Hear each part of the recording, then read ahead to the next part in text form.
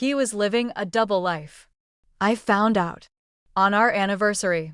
We were together for 6 years. That's 6 winters of hot chocolate and shared blankets. 6 springs where I watched the world bloom beside him, believing I was safe. 6 summers of road trips, laughter, and lazy beach days. 6 autumns of warm soups, cozy socks, and long walks under orange trees. 6 years of loyalty, trust, and blind love. His name was Daniel. To the world, he was calm, composed, thoughtful. The man who remembered birthdays, brought coffee without being asked, and knew how to make anyone feel heard. To me, he was my best friend. My person. My anchor. And in the end, he was my biggest mistake. The changes were subtle at first. Late replies. New cologne. Random business trips. Locked screens. He'd laugh it off whenever I asked questions. And I let him. I gaslit myself better than he ever could. I told myself I was insecure, that I was needy, that I had abandonment issues. But intuition is louder than denial, even when you pretend not to hear it. The truth came to me wrapped in a glowing screen.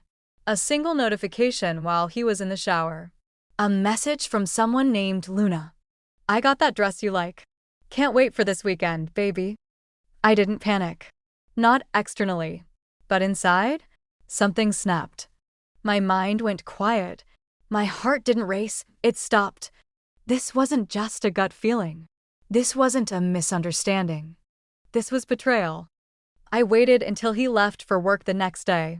I sat on the edge of the bed for an hour, holding his phone like it was a grenade. Then I got to work. I checked his drawers, his email, his laptop, old receipts, Uber history. And what I found wasn't just cheating. It was a double life. Luna, an artist. Her social media was vibrant, chaotic, colorful, everything he said he wasn't into. But there he was, in her posts, in her bed, in her studio. Him in a sweater I never saw. Him feeding her cake. Him laughing with his eyes, the way he used to with me. Her latest caption? 3 years today. You still make my heart race. 3 years. He'd been building a life with her while coming home to me. I should have cried, screamed, thrown something. But I didn't. I turned into ice. I organized every screenshot, every receipt, every message. I even color-coded the timeline. I made a Google Drive folder. Labeled it, "The Truth You Tried to Bury." But I didn't stop there. I printed the entire thing. Stapled it. Bound it. Made a dramatic cover page to the man who taught me to never ignore my gut. And then I got petty. I found Luna's email. Created a burner address. Sent her everything. No note. No context. Just the truth, raw, brutal, undeniable. I gave her what I never got. The chance to leave. Then I packed all of Daniel's things into boxes, booked a storage unit, dropped it off, left the key in a small envelope. And I waited. On the morning of our anniversary, I made us breakfast. Wore the dress he once said was a little too much. I smiled more than usual. He looked relaxed, clueless. I handed him the box after we ate. He looked at it, confused. What's this? I smiled. Freedom. The keys for a storage unit. That's where all your things are now. He laughed. Nervous. Wait, what? Oh! And one more thing. Luna knows. So, maybe don't call her baby again. His face dropped. The silence was thick. You're overreacting. I'm reorganizing. My life. Without you. He followed me to the door, panicking. Saying we could talk. That it was a mistake. That I was the one he truly loved. I turned around one last time. Funny, you didn't stutter for 3 years. I closed the door. He pounded on it. Called me 1,000,000 times. Left voicemails, crying, shouting, begging. I blocked every number.